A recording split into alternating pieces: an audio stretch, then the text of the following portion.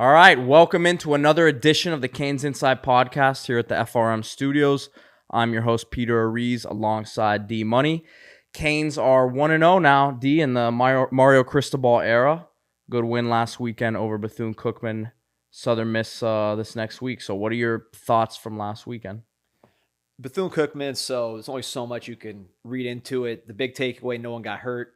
I know I was having a heart attack when Leonard Taylor got hurt. For me, it was when Clark went down. Ja'Kai Clark went Right. down, yeah. Yeah, so those were scary moments, but those guys are all right. Everybody's practicing. It sounds like everybody's going to be good to go for this week's game. So that's the number one takeaway. The other takeaway is just the physicality on the offensive line. And it's Bethune. So there's a personnel advantage for Miami. But we've seen these games where Miami's not getting push against these subpar teams. 3rd and 1s they're not getting. I remember Central Michigan, which is a better team than Bethune, but they could barely move them a couple years ago, and that was a major red flag. So to see dominance, and not just with the first unit, but the second unit, even the third unit, offensive line, was great to see.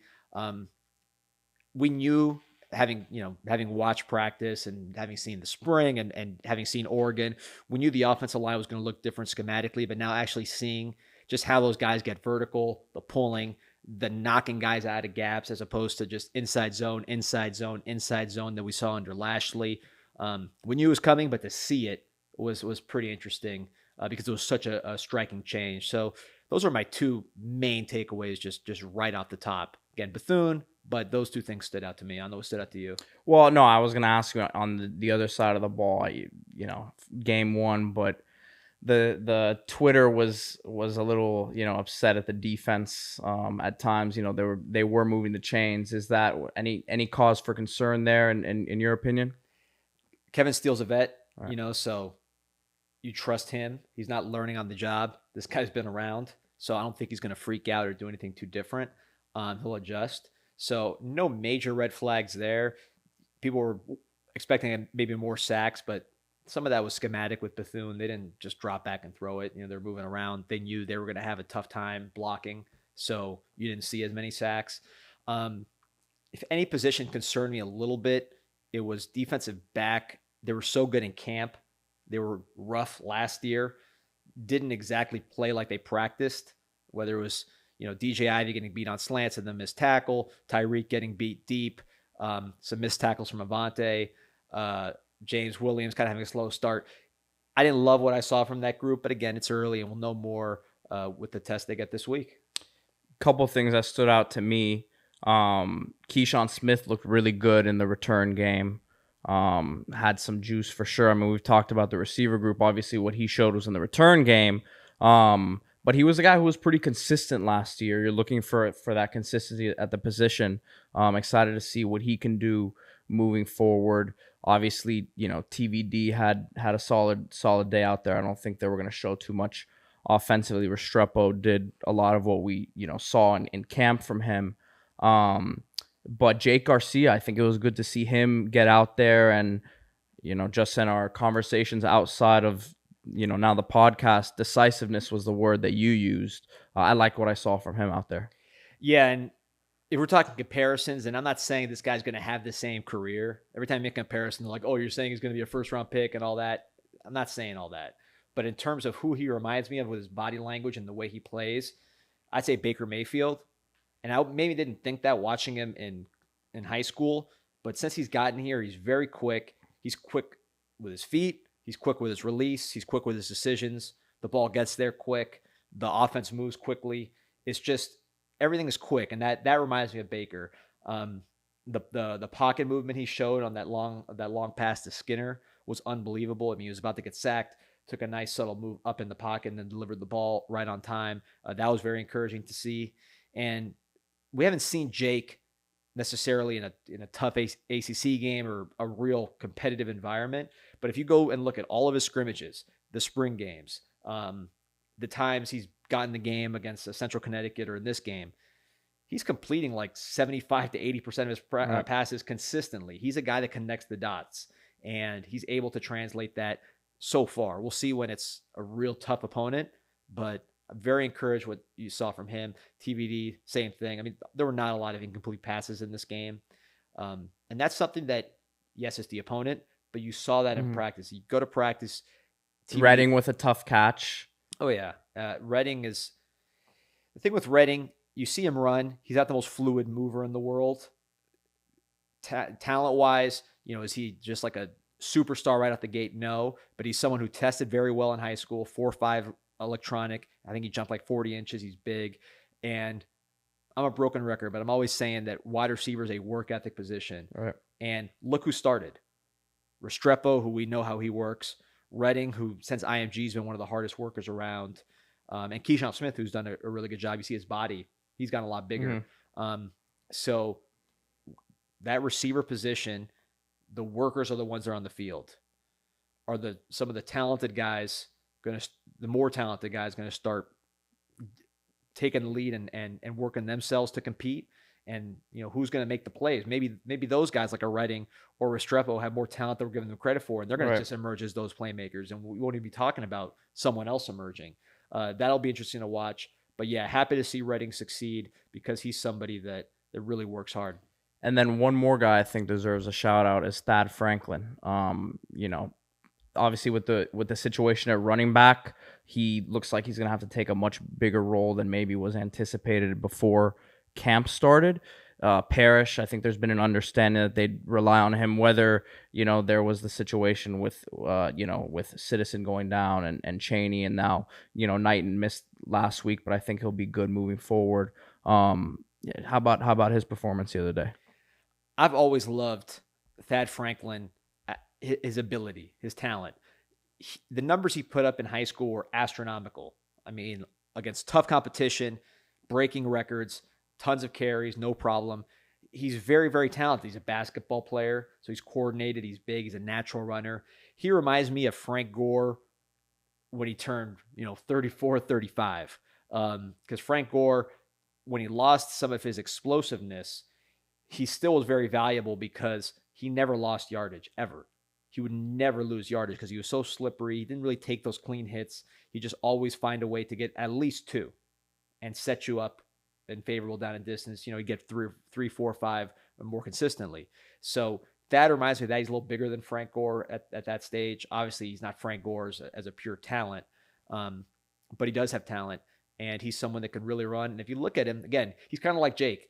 You haven't seen him necessarily against the great competition, but when he plays, he produces yards, and he has a high yards per carry. I think for his Canes career, he's like 7 or 8. Again, a lot of garbage time mixed in there, but right. You saw against FSU, he caught a pass and made a play last year. He helped to kind of ice the game against Virginia Tech with some tough runs. So he's showing that he can do it.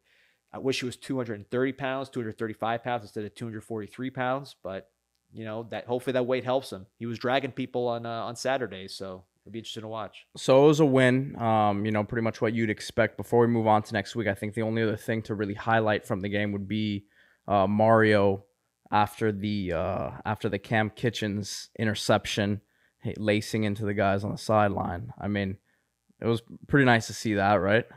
Yeah, Cam Kitchens. We're going to talk to Coach Duasso a little later, one of his guys. I don't know if imagine Coach Duasso yelling at Cam like that if he listened to him. But yeah, I mean that's the respect that Mario commands. Cam Kitchens is not a knucklehead. He's one of the best character guys on the whole team. Obviously made a sensational play, but 15-yard penalty against Texas A&M, that can cost you a drive. So Mario's trying to correct that ahead of time and make sure that some of the bad habits, maybe the Manny Diaz era. Remember Manny Diaz last year had a spontaneous celebration points, which I don't know how you reward spontaneous behavior like that. That doesn't really seem to make that much sense. But trying to reverse some of those bad habits.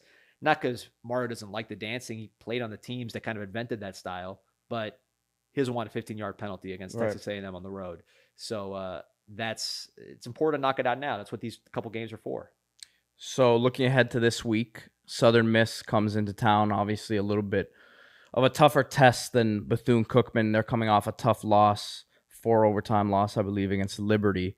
So that, a bit of a draining one for them, but they're coming in a bit, like I said, step up in competition, have some skill talent here and there. Obviously, you were just talking about Frank Gore. Frank Gore Jr. Is Southern Miss's best player. They, do a whole bunch of different things with him. Obviously, he's the running back, but they have a super back position is what they call it, where they play him at quarterback. he threw a few touchdowns last year and had a 48-yard completion this last week. He threw the ball 4 times. So that's going to be probably a big part of, Kevin Steele's preparation with the defense this week. Have a few other guys, have a receiver on the outside who should be a good test. You talked about the defensive backs, the cornerbacks in specific, a guy, Jason Brownlee, who's got, big physical receiver on the outside. Some teams have him as a late draftable guy this year, could, obviously move himself up. This is a big opportunity for a guy like him. So, again, another game you expect Miami to win pretty handily, but some tests, some more tests across the other side there. Absolutely. And this was not a great offense last year for Southern Miss. They seem improved, although the quarterback situation is still kind of dicey with the injury to their starting quarterback. But one thing that jumps out about last year with Southern Miss is they were last in the entire country in tackles for loss allowed, and they gave away a lot of turnovers. They're, again, last in the country. So this is a defense that was built by Manny to be disruptive and to get a lot of takeaways. Obviously, that kind of dwindled as his career came to a close. But Morrow certainly wants that aspect of Manny's defense to come alive with the tackles for loss, the negative plays, and the turnovers. So last week you had 3 picks with Cam, James Williams, and Gilbert Frierson. Love to repeat that, maybe add to that this week with that kind of turnover production, and then also getting in the backfield with the Leonard Taylor, Jared Harrison, Hunt, these really twitchy, athletic defensive linemen to get in the backfield. Well, and we talked about the defensive line group a lot during the first few podcasts that we did, right? This is going to be another test. Obviously, Bethune, one of the things I believe it was Mesidor who said today in the media stuff was that they could have done a better job containing, right? It's going to be another test for them this week, against Southern Miss. So besides that, are there any players you're looking to see them kind of take, whether it was someone you saw in fall camp that didn't, really get the ball if it was on offense or wasn't involved much defensively? Who are some guys you're looking to step up? I would say linebacker is a spot I'm looking at because Cristobal said all the right things. I think Corey Flagg won the player of the game because of how he graded as far as internally. But you could tell from his comments that he wants more speed there as we go up in competition. And I think what was really telling was when he talked about getting Wesley Basaint on the field and getting him ready to go. Caleb Johnson's a guy, the UCLA transfer, who I thought was the best player in the scrimmages as far as linebackers. I know others who saw the scrimmages agreed. Did not start, played, had a nice tackle on a swing pass, but did not play as much as maybe some of us who saw him would have hoped. I think some of that is the playbook stuff. He wasn't here for spring. But you'd expect his experience to come into play at A&M. Yeah, I would love for the faster linebackers. Chase Smith, somebody who on special teams was outstanding, didn't play a lot with the defense, but Mario said they want to get him more involved in the defense. Right. I'd love to see those guys get a little bit more burn against Southern Miss and show what they can do, because some of the speed issues at linebacker will be exposed as the competition gets elevated. It's funny you mentioned Chase Smith. Cam Harris, who we've had on the show, obviously, was at the office today, and he was mentioning Chase as a guy who he thinks is really going to take that next step at a position that, needs some playmakers to emerge. So I agree with you on that one for sure. Is this, any worry about them looking ahead, or you think that they're, going to be ready to go? Well, it's a noon game. Right. It's going to be hot. It's going to be probably pretty, hopefully Canes fans, you're listening, go out there and support the team. I'll be there. I know all of Coconut Grove is going to be out there for Frank Jr.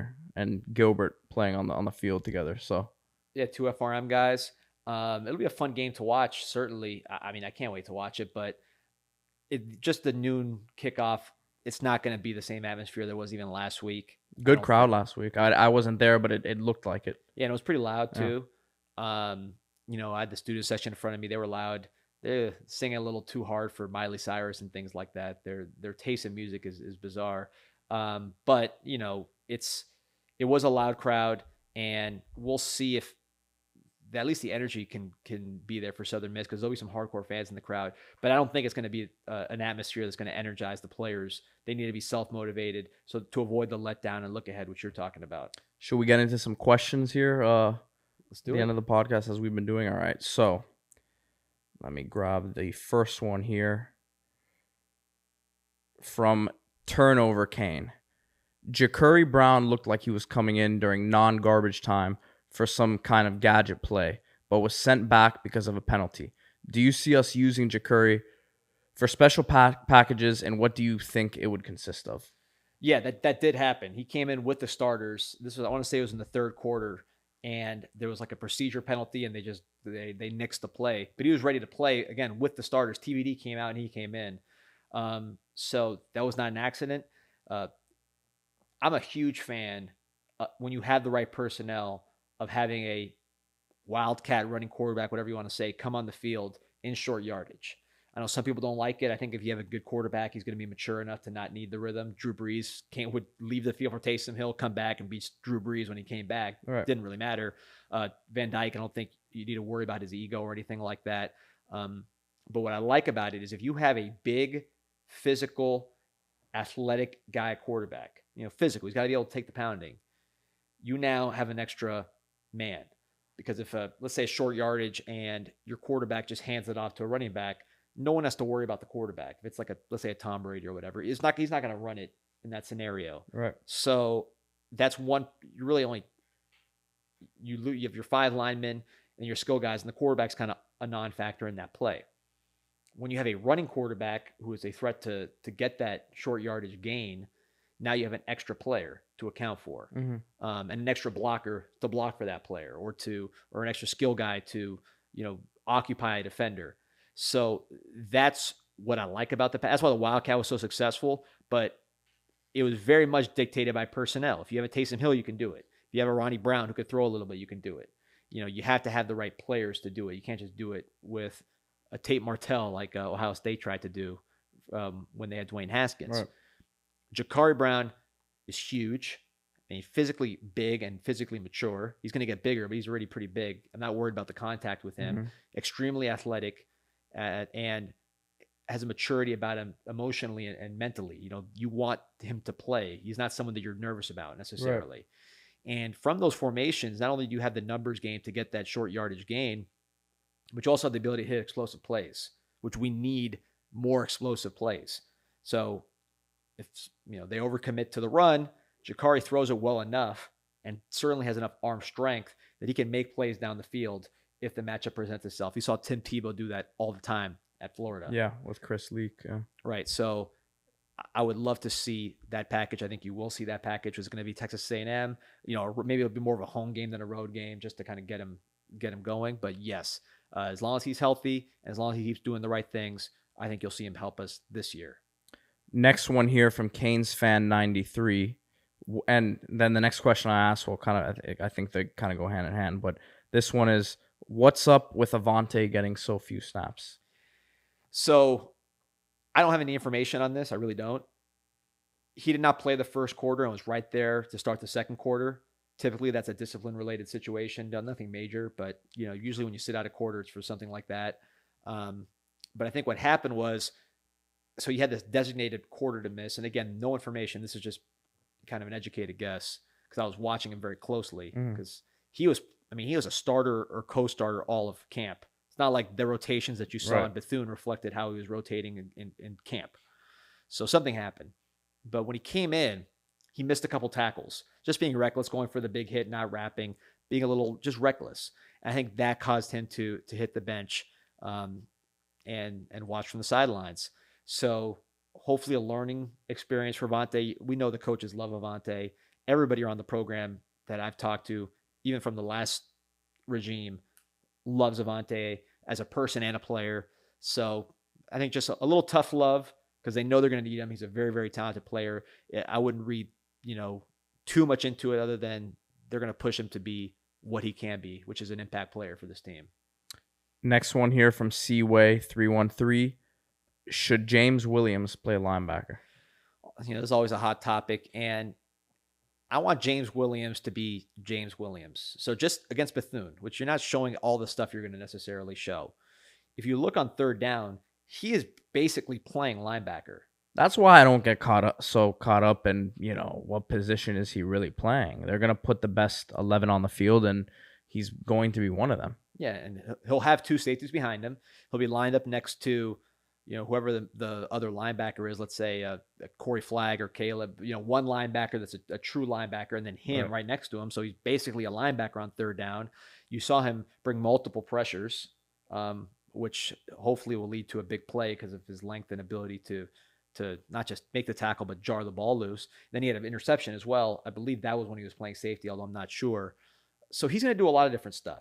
He can line up and play man. I've seen him do it. Well, I mean, I'm just looking at the ACC. Virginia has a receiver who's 6'7". Lavelle, I believe Jones is his name. He had a touchdown this last weekend. Who else is going to cover him on Miami? He's a 6'7". He's a receiver. He's not a tight end. So who are you going to put on him? Right? So I don't want to, like you said, I don't think you should really box him in. If he's going to have to play against the run, more in a game, then that's what his role will be that game. Yeah, and you don't have that many 6'5" inside linebackers either. Mm-hmm. So it's like people say, "Oh, well, he's too big for." His body is unique, so you use him in unique ways. He grew up as a DB. That's kind of his comfort zone. Being between the tackles in a ton of traffic with that kind of length, and linebackers that are in the box like that typically are going to be a squattier build, stronger build. Maybe they played running back in high school. That kind of body. You don't want necessarily him navigating through traffic with that length. It's just awkward. He can do it again on third down or however you want to use it, but to put him as just like, hey, this is your inside linebacker. He's tall, man. He's tall. That's the difference, 100%. And then last one here, most important one from DTP, pomade or just hairspray? Yeah, just some Tresemme hairspray. When I was younger, I used to use Murray's beeswax. But that would stay in your hair for about, a week and a half. So I had to quit that. So yeah, just some standard hairspray, obviously, very important to the image. So you gotta be consistent with it. I'll just put the hat on. Yeah, it's a good decision. All right. So coming up next on the CanesInSight podcast, Coach Jose Duasso coming on the show. The more things change, the more things stay the same. Caneswear is still the number one spot for all your Canes needs, your South Florida sports teams needs. They got it all. They got the new Miami Knights jerseys coming in, all kinds of new gear coming in, the new Adidas Ultra Boost. Everything you need to get ready for this season. You've been working hard. Christmas is still a long way away. You got some money saved up. Blow it now.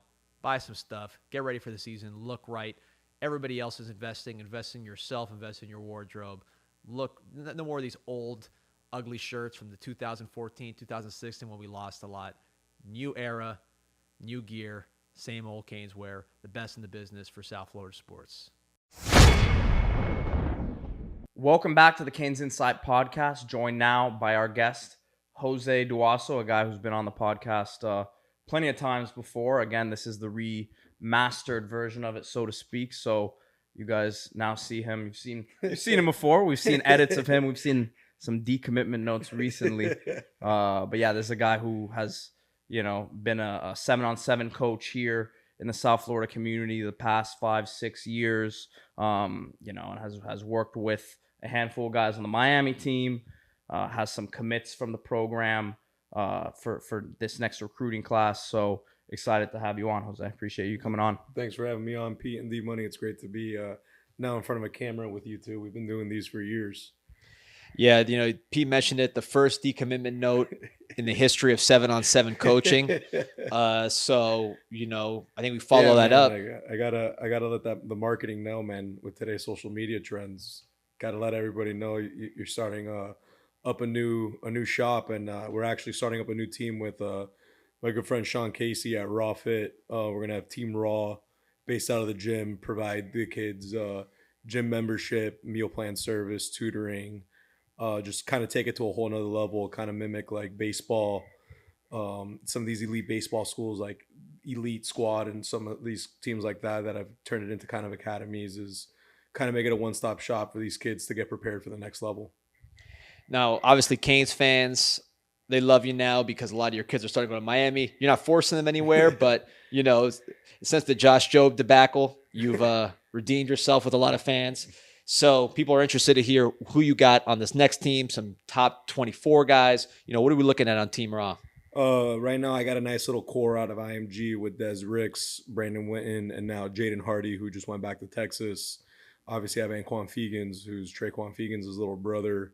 He's out of Alabama. That's kind of my core four right now. I got Ellis Robinson locked in. So it's a real nice 5 guys that I have out there recruiting. Des, Jaden, and Brandon, and new boy, Anquan Fegans especially, really are recruiting hard for us out there. They've been around me for years. Ellis is a new guy. Was going to play with me this past overtime trip, but he had a slight little hiccup that he couldn't make on the trip with just getting healthy for the season. So it's excited to see him. I've heard he's a hell of a prospect. Obviously, Des Ricks is the number 1 corner of the country. Ellis is the number 2 corner in the country. They're both freaks. Des is as good as they come.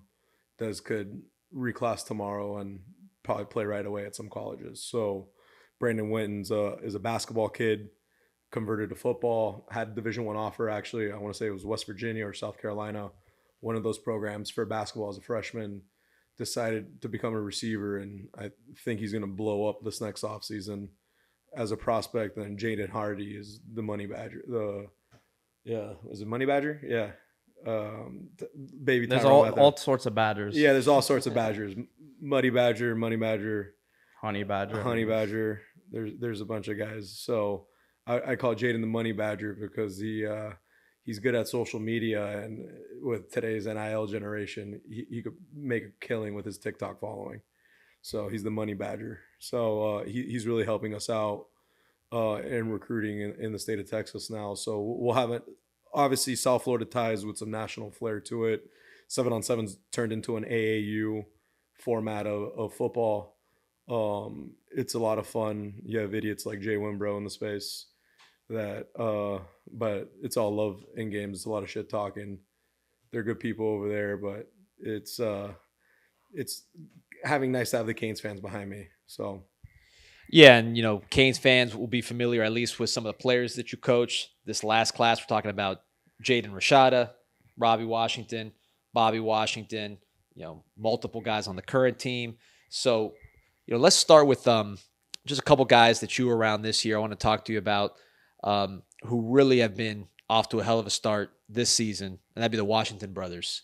So being around them, kind of seeing how they operate, how do you describe their games and really their personalities off and on the field? Fireworks, just explosive, punch you in the mouth. They bark, but they bite at the same time.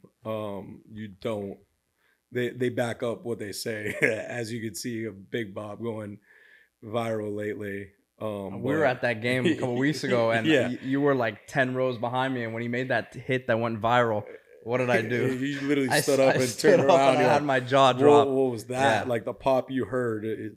He's 6'2", pushing maybe even 6'3", 205, maybe 210 pounds, and he has a weird way of running, but he's so fast for his size that I haven't seen someone that long, big, that could move just 0 to 60 like he does. It was way bigger than I realized, honestly. Yeah, and then like when he hits somebody, that wasn't his only big hit of the game. Like he just inflicts violence, like just punch you in the mouth, like, and like you're talking about personality. He's like just that old Canes, like I'm gonna punch you in the mouth, like from the other team. Like you want Bob. Let's just say if stuff gets dicey, you want Bob running behind you with his shirt off, making sure he's going to protect everybody at all costs because he is an alpha male. In terms of pass coverage, you've had Wesley Basainth, who we're going to talk about a little bit. You have Stanquan Clark also, who's unbelievable in coverage. I mean, can Bobby cover? Obviously, 7-on-7, he's not hitting people. Oh, yeah. And the thing is, he's just also so physical. So, like, if you could get off his jam, he's going to run with you. He could run with a slot. He could run with a tight end. He's very, very versatile. I think he's really coming into his own game, especially now being down here in South Florida for like 3 years now, I want to say. I think it's really helped him being back down here in Miami. Obviously, Robbie last year, we saw what he did at Killian, what he does when the ball's in his hands. But like Bob's really benefited being back in South Florida in the sense of just being violent and fast, like especially helping his coverage skills with his speed and size. Like Yeah. it's criminal that he's a 3-star. Yeah, and obviously you talk about his brother, who is a 4-star, Robbie Washington. Seeing him at the tryouts last year, he's got an edge to him. It seemed like from just watching in the crowd. How would you describe kind of his competitive demeanor and what he brings to the field? Just like he's that in years past, he's that kid that Alabama comes and steals from us, goes up there, and you're just like, why? Like he's that type of talent at receiver. I'll put him in the same categories as the Devontae Smiths, Jerry Jeudy's. Like I'm talking about just explosive on a cut dime speed. He could play the outside, he could play the inside. You could line him up really anywhere. But he just and then the way he could accelerate for the ball when he's kind of tracking the ball when the ball's in the air, like he could accelerate and hit that extra gear for you. Something I think the schools lacked in some time. Is that true? Just Travis Benjamin like type of speed out there in the sense of There was Philip Dorsett, but I think yeah. the one thing that stood out to me about Robbie too was his toughness. He made that catch. Yeah, he got where lit he up, got he lit bounced up, and right. and So it's not picked just up another 15 yards. It's the competitive nature. When you use the word edge, the toughness was something else. Yeah, like they're just both flat out dogs. Like they play the game with a chip on their shoulder, and everybody knows it. Like when the ball's in Robbie's hands, he's gonna make a play, turn something into nothing. They legitimately are that stereotypical like I play football with a chip on my shoulder. Yeah, so we're starting with the Dade County guys, but you also coached Jaden Rashada all the way from Bay Area. What was that like pairing him with Jalen Brown, Robbie Washington, and Jurion Dickey, who you also had? Well, yeah, it's just that deep ball connection between them is just was on another level, especially displayed in Dallas. Vegas, we didn't have the best of outcomes, but in Dallas, you really got to see what Jaden could do with a guy like Robbie. It was just mind blowing. Like their connection just had never thrown to each other, had never practiced. And I want to say Robbie probably scored, I want to say Jaden's first 10 throws, 7 of them were deep ball touchdowns. 3 or 4 of them were to Robbie, being the first 3, 1 and 3rd pass going to Robbie. And it was just like, it was like his ball placement is just what's crazy about Rashada. Like, and the wind was blowing crazy. He knows how to take off on certain balls, like the speeds. Like it's big league. Like he makes big league throws. Lamar Miller was at that tournament. And he looked at me and he goes, "He's making big league throws out there." Bay Area kid, obviously. Culturally, it's just a whole different world than Miami. South Florida. How is that dynamic? He's just like that laid back, cool, like just the nicest kid you'll ever meet in your life. Just loves his teammates, real good teammate. Clicked instantly with our kids, which is really hard with South Florida guys. It's South Florida guys are an interesting bunch of characters. No, you wouldn't say. Nah, like we got some interesting characters out here, and he just instantly clicked with our guys. And I have nothing negative to say about the kid. He was a leader, came in instantly. He let his play do the talking, and it boosted the team. He's a great kid off the field, and on the field is he lets his ball, the way he throws the ball, do the talking. Obviously we're talking about recruits here, but you got some guys on the current team. We were texting during the game, the Bethune Cookman. It was a nice day for your boys. Yeah. So let's start with Gil, man. Gilbert Frierson, someone that, man, I remember you talking to me about him maybe 6 years ago. Yeah. It's just more than that. Yeah, I've been talking about Gilbert since he was in like the 8th grade, but his IQ for the game's on another level. He just knows where the ball's always going to be. He can see things before they happen. I've said it before many times on this podcast. Gilbert could be asleep. You could wake him up and he'll in a film session and tell you exactly what happened on the play before. He's got a photographic memory in the game of football, and it's just his brains are on another level. Like he's going to make an incredible football coach one day. if he ever decides to do that, because he's one of the smartest football players I've ever been around. He would be a great recruiter too. Yeah. On top of that, like, he would crush college football. He's an amazing recruiter, but his IQ and his, like, he just knows where other guys need to line up. Gilbert's great, and he's a great leader for the team. I know that. Like, obviously, we're talking about guys I have on the team. Like, Cam Kitchens speaks very highly of Gilbert, like being a big brother. He's told me, like, Gilbert looks out for these guys. Him and DJ Ivy look out for these young guys real well. Being in the system, had numerous coaches. Like, they'll call me and let me know, like, hey, some of these younger guys need to get on it. Like, they really look out for these kids. So you've had some smart players. I don't know, why they're listening to you about anything, but Cam Kitchen's another one. You hear people say, like, I heard, T-Rob when he was recruiting him, he's like, this is the kind of guy that you want to marry your daughter, kind of thing, with Cam Kitchen. So what can you tell me about Cam as far as personality and game? Obviously, the beautiful always pick. Has a smile on his face, or he's dancing. Like, he's just like the happiest person in the world. Just loves the game of football. I like to call him like Jaquan Johnson 2.0. I think he's a little bit faster than Quan.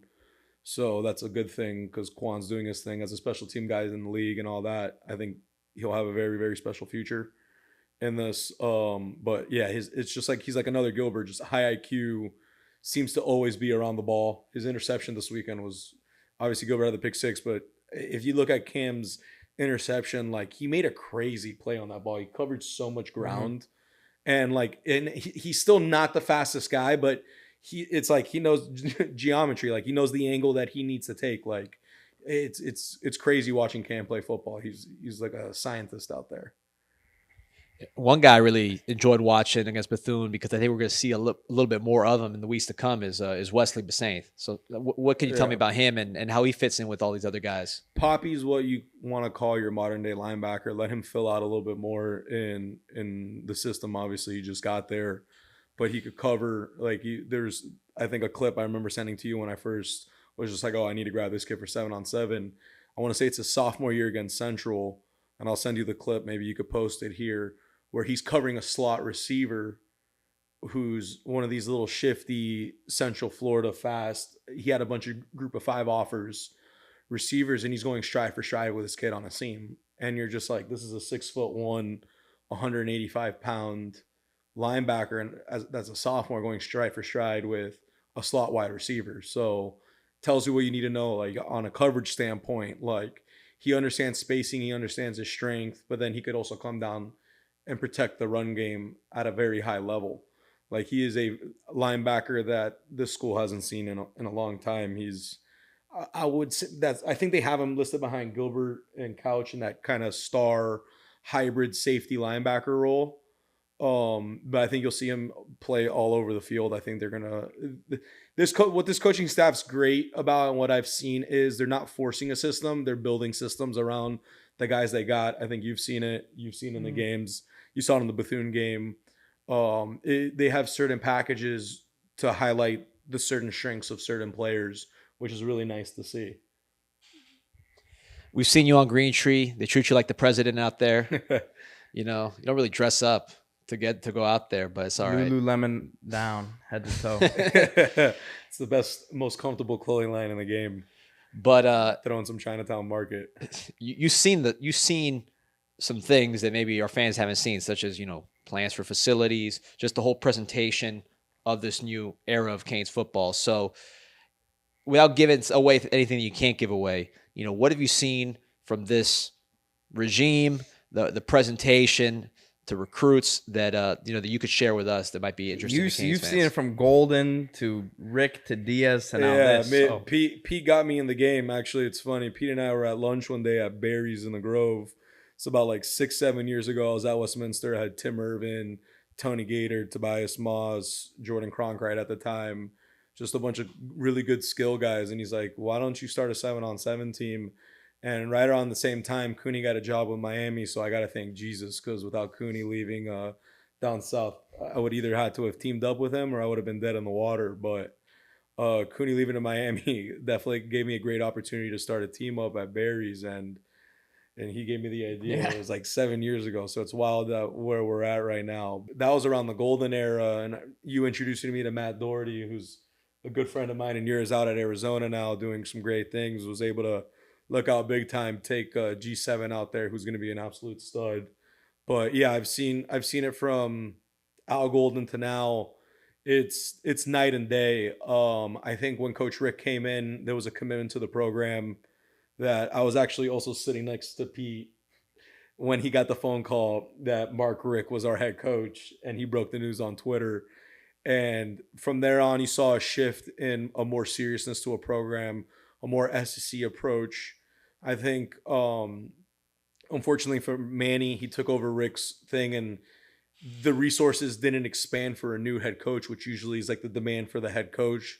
So when Mario came in, it's that next step of just like you saw across the country, all with Mel Tucker, Brian Kelly, Lincoln Riley, Brett Venables, that these guys got these big deals. There's a commitment to winning. I think the facilities that they're telling the recruits are going to be insane. I think you saw it with the locker room they just did now. So just from recruiting and all that, I would say it's on a very SEC level, like in the sense of operations wise, they have a million minions in there. And that's what you see when you go to these SEC and even like the Ohio States, the Michigans of the world, like the big boy programs. I think you were about half a step behind with Manny in the sense of everything that you needed to a step on the back part. And now you have probably the best, if not top 2-3 recruiter in the industry in Coach Cristobal. And you're going to have him up to modern day times. Coach Rick kind of got us there. And then now Mario just shoved in all the chips, and it looks like it's going to be a fun ride for the University of Miami in the sense of facilities. They got everything. Now they just got to win on the field. So it's plain and simple. We know he's going to recruit at a high level. He always has wherever he's gone. Facts are facts. Just numbers don't lie. He's always had top recruiting classes. He's going to recruit well in South Florida, if not nationally. I think you're the one that said it. How many blue chip linemen that we had and how many Mario had signed before Mario had gotten here. It was a crazy number, and Mario was like 80% of those signees. So it just shows that I think now we're going to build the garage to put the cars in. So everything's going to fall in line. Just got to win. Yeah, we got a big one in a couple weeks. You going to that? You coming with us, Texas A&M? I think I am. Yeah, what was the other one? Well, I don't know, man. He's got the Texas A&M pants on already. Yes, last time we went on the road trip, you were talking about Malik Rozier. Did you tear ACL? I did. That was fresh off. What was it? Your third or fourth ACL? I think that was like the third ACL. Fourth? I'm only one behind you then. Yeah. But that was all blur. That was liquid. That was the LSU. I fell asleep during that game. But those are in my younger days. Now I'm a mature adult. You are. You're a foodie. I'm a foodie. Pillar of the community. I got a lawyer girlfriend. That's right. It's awesome. Shout out. She won her first her first hearing, right? Yeah, something like that. She's doing good. She's slowly climbing. So I'm in a good place. Absolutely. Well, we look forward to seeing what you do with Team Raw. Team Raw is going to be a lot of fun. Sean Casey's a good friend. He trains Tyreek Hill, Eddie Jackson, Kyle Kuzma. He had Tyrann Mathieu in there. He had a lot of your guys, right? Like Brinson, he really helped me Kitchens. Out. He really helped out the community during COVID. That he did private set. And Sean's a guy that charges a very high premium to work out. Obviously, he trains a lot of NFL guys, a lot of top people in the community, and he was willing to donate his time for free to train a lot of the guys in the program. And he really got Cam under his wing. Mello, Khalil work out with him. T2 was real close with him. You talk Cam Kitchens, Romello Brinson. Yeah, so they live at Sean's gym. He's got Andy Jean there all the time now. Andy Jean saw the vision 2 years ago, and he's built different than any kid in South Florida. So I mean, how much more structure can you provide to these guys in the off season when it comes to the workouts and stuff like that? I think if you see on a national, Central did their thing against IMG, which is great for South Florida football. It's giving us a bigger platform, even though we have one of the biggest. But I would say in South Florida, and Central does probably the best job at it, is the weight room structure. I think the weight room and strength and conditioning is a big issue right now in South Florida. Our guys are a lot smaller when it comes to getting to college. You go see, like, for example, I was FaceTiming Anquan Fegans. He plays for Thompson. They're the town over from Hoover. they've kind of taken over on the national standpoint. If you know Thompson's anything, big, yeah, Thompson, Alabama is a big feeder program in Alabama. They're in Alabaster, about 45 minutes away from Tuscaloosa, but they're the guys, and they're literally a town over from Hoover. That's their rival. But I FaceTimed him, and he's like, "Oh, I'm at my facility, and that facility was nicer than FIU and like FAU's facility." And I was like, "That's your high school facility?" Like, Jesus Christ! Obviously, we know what we have with IMG, but like you go on these national circuits, and these kids are built different. Don't get me wrong, our guys are still better than them. Like, I'll take Dade County, Broward County, South Florida over anything all day. But when it comes to being college ready on a body standpoint, our guys aren't there like the others across the country. And I'm hopefully able to bridge that gap with Sean. So we've already done it. Andy's there religiously. His body's awesome. Obviously, I'm not. But it's Andy's worth ethic. You could lead a horse to water, but you can't make him drink. We led Andy to water, and he lived in that gym, and he's physically a lot bigger than a lot of kids in South Florida in his class. So I think, don't get me wrong, American Heritage. Look, in Broward, you have the private schools, and it's no knock to these other programs. Northwestern does a fabulous job with their kids too, but the public school doesn't have the funding like what these Broward County private schools do. You got Heritage Aquinas, and Chaminade that are private school programs. You got guys doing a great job at Dillard. But you really have the private school. They have more resources to get these kids college ready than some of these Dade County public schools. Like Columbus obviously has a great weight room program. You're a Sea Pride guy. Obviously, Belen, I don't have much to say about, but Columbus obviously prepares. Finally, we can team up on him on the Belen stuff. He's throwing shots lately. But yeah, Columbus, when it comes to like the private school kids just have better resources when it comes to the weight room. Even school nutrition and all that, these kids are built a little different. That's what I'm trying to bridge, at least with what I have in Rawfit there. It's a gym located right outside Little Haiti on 64th and 4th. And he has the gym doors open to any kid that wants to come work out that plays with us. It's awesome. So it's a great resource to have for these kids. And I love having you guys let me talk about it a bit, because Sean and I have something called Commitment 305 too within it, where it helps the kids with tutoring. It's our nonprofit there. So we have an umbrella there of meal plan service, all that. So we're trying to take this stuff really to the next level. Thanks for coming on. Very low key. We thought we were going to see a hat ceremony or something along those lines after your latest announcement. So let's stay tuned to social media for the maybe team uniforms, the color schemes, the schedule, the roster. It's definitely going to be. I've looked at a lot of teams across the country. I had a vision board done about 6 years ago. I got with a buddy of mine named Joel Shapiro. He's a marketing whiz, graduated from UM, marketing background, and his roommate Elijah, who's in the music industry. And the three of us on the business standpoint, I've tried to build up this brand to help these kids, especially with NIL now. Having Joel is a very crucial point in building these kids' social media brands.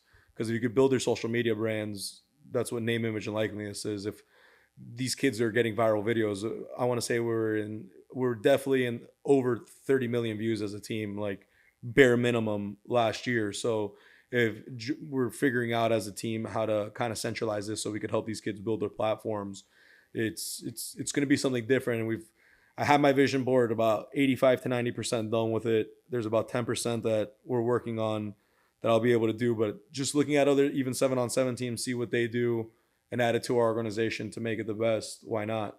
I like what other people are doing. If it's a wheel, let the wheel go around. You could add accessories to it, right? Nice rims. Yeah, I mean, every time I see you, I'm at work, working hard for my family. You're posting pictures from private jets. You're eating Wagyu, Wagyu. How do you pronounce that? Wagyu. Yeah, you're on that Tom Brady stuff. Wagyu's where it's at. Oh, yeah. No. We don't touch that. We're trying to live forever out here. All right, host. Yeah, I'm not trying to eat mushrooms and beans casseroles for the rest of my life. I'll eat some Wagyu and some nice omakase sushi, bro. I know you'll have some fish with me. What a life. Yeah, we can go to Matt. We can hit Matt Suri after this and go get that go-to Ren special, best bang for your buck deal in town for some nigiri. This guy's giving out all these free shout outs tonight, man. No, seriously. Shout out to La Camaronera, my boy Dave, repping the hat. Great pillar in the community, best fish spot easily in Miami. Definitely not on the healthy tip. He does healthy now, but Do they pay you for any of this? Like, do they give you free food? Like, just- what's the deal? No, they're just good friends. I don't know. The free food, that free, free food, food- I think that might be a yes. Yeah, obviously, I lost 160 pounds and gained about like 40 to 50 back, so I got to get back on the treadmill. But I do like to eat. Yes, I like to eat the finer things in life. I do have a good palate. All right, well, Big Pop, thanks for joining us. A pleasure. We'll get you back on, sooner than later. Absolutely. We'll hop on. I'll have information. We'll be doing events to get the community involved. Definitely rolling out hopefully by the end of October, and just some fundraising stuff to get the community involvement. We'll announce partnerships coming down the road with clothing brands, all that type of stuff. So we have a lot of cool stuff working for these kids and in the community, and just trying to take the 7-on-7 to the next level. Overtime gave us an awesome platform, and just trying to build off that. Awesome. All right, sir. Well, we'll see you around. For sure. Appreciate you guys. Thank you, Jose. So the Canes have Southern Miss this week. Next week after that, obviously, have Texas A&M. So we'll have a big episode coming your way, recapping this week's game and previewing A&M. Yeah, it's nice to talk about real football and real plays instead of just the abstract. So, man, I'm juiced up, man. Southern Miss on a noon hot Miami day. Can't ask for anything more. Canes Insight Podcast here at the FRM Studios. Catch you next week, guys.